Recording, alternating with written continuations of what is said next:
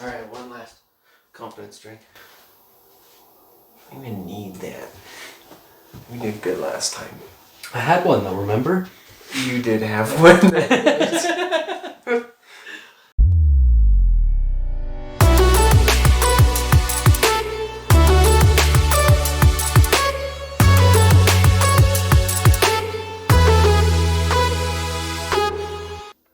Welcome back to the channel, guys. Today we want to cover a video on the Fusion Cup, a little bit of practice battles for that, as well as PvP IVs and why they matter.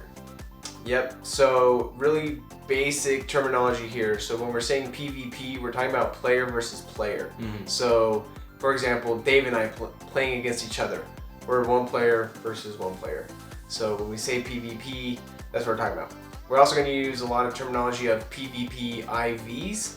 So in Pokemon, I had to look this up to get a concrete way to say it, but in Pokemon you have a base stat. So that's just stats that every Pokemon has based on attack, defense, special attack, special defense, speed, and HP. That is brought into Pokemon Go, and then they have specific IVs which match up to attack, defense, and stamina. So, and your HP. So, those additional stats make or break certain Pokemon. So, if you have a high attack stat, you're going to hit something harder. If you have a higher defense stat, then you're going to be able to take more hits because your defense won't go down as quickly. The IVs add on to that base stat total. Right. Okay. Then, when you're dealing with PvP, the IVs can make or break your battle, mostly when you're dealing with something like a mirror match. And that's what we have to show you today. Here we have a Kingdra versus a Kingdra. His is shiny, and of course his is ranked 22 for its IVs, and mine is ranked 423. So you'll see here we're both fast attacking. Everything's going great. I get to my charge attack before he does because I have a higher attack IV than he does. Now watch what happens. I attack, and with my higher IV total, I'm going to be able to get off my charge move and then finish him off with just fast attacks. Yep. So I go down. And that would happen every time. Yep, every single time. We did it multiple times. Yeah, so this is one example, but yeah. You'd see the same video 3 times because that's how they all ended. When you're dealing with good PvP IVs, typically you want a low attack stat and high defense and stamina stats. Right. So generally as close to 0 as you can get for that attack stat and as close to maxed out for the other 2 as you can get. Because you're fitting in more stats for the Pokemon's level by the time it gets up to as close as 1500 CP as you can. Okay. But typically, really what you want is probably a decent PvP IV, but really what counts is getting that 1500 CP. Right. Because you could very well have a rank 200 to 400 Pokemon, but it still could perform well because its levels higher to get to that 1500. Right. And most of this really only matters in the mirror match. You know, if your moves are super effective against another Pokemon, then they're going to be super effective either way. It's when you come into the mirror match from start to start, you know, not loaded energy or anything like that, that's when you're going to see all these IVs come into play. So a lot of people are concerned about the PvP IV, but when it comes down to brass tacks, there's so much more that goes into PvP. Knowing your safe switches, knowing your type advantages, winning the lead, having a good defense in the back. All those pieces make good PvP players. So we have a video that Dave and I battling for Fusion Cup, and he went with a specific strategy, and I just went with viable Pokemon. Right. So with this, I decided to go with the double fighter strategy just to see what it did. And it's a little bit of a different double fighter because I'm using Poliwrath, which has Mud Shot right now as its fast move. So technically it's not a fast move of fighting, but it has the fighting type charge moves. So I'm gonna lead with Heracross here. And me with Swampert, one of the Mud Boys. So Swampert's a water ground type Pokemon. Pretty good with this. He swaps out to Altaria, and I send off this close combat, and I know I have to get out of there. And I'm running this Altaria with a Sky Attack, so I'm thinking fighting type, I got this if I can bait his shield. And so here, I come in with another fighter, but this time it's a little bit different. I get the shield with the Sky Attack. Or you get the shield with the Sky Attack. I bait your shield. Yeah, you bait my shield. And you come out swinging with an Ice Punch. Had a little bit of stored energy there from the swap. I think I knew you had Ice Punch on your Poliwrath, but with Mudshot he charges so fast. Yeah, he gets to those charge moves real fast. And knocks it out. Ice is effective against Dragon. So hopefully if he's not running double flyers, we don't have to worry about that against my double fighters right now.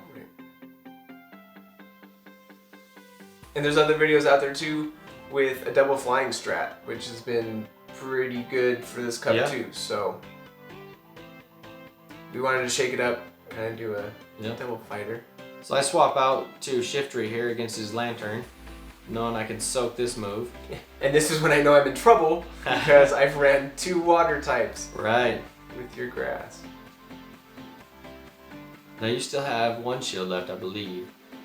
I'm gonna use it right here. Get it right here. It's gone. So at this point, it's GG. Yeah, this is over. Shiftry is charging super fast with Snarl now as a fast attack. Yep. It's 3 Snarls to a Leaf Blade, and I believe 4 to a Foul Play. I believe so too. You told me that. That's the only reason I know. Gets another one off, Lantern's down. Game over. I didn't even take out a Pokemon. Nope, I'm a champion. It's okay. It's okay. Ooh. Alright, there's one more video that we want to show you. This is a practice match that I had with one of our local community players who's won a majority of our cups. Yep, he's very good. All but 1 this season. I got him. Or maybe all but 2 then. You get him too? Alright, we've each got him 1 time. Technically I didn't play him that one, but I won the match. The cup. Well, that's good. So you didn't actually beat him? No. Well, I did. But I won the cup. There you go.